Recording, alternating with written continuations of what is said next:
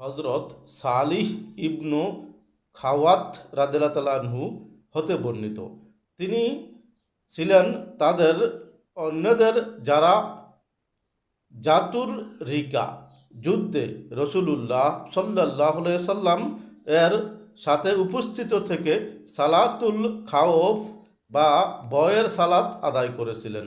রসুলুল্লাহ সাল্লাল্লাহু আলাইহি সাল্লাম এর সাথে একদল সারিবদ্ধ হয়ে দাঁড়ালেন এবং একদল শত্রু বাহিনীর সামনাসামনি ছিলেন। অতঃপর তিনি তার সাথে লোকদের নিয়ে এক রাকাত সালাত পড়লেন। অতঃপর তিনি স্থিরভাবে দাঁড়িয়ে রইলেন এবং তারা নিজেদের সালাত শেষ করলেন। তারপর তারা ফিরে এসে শত্রুর সামনাসামনি দাঁড়ালো আর অপর দল আসলো।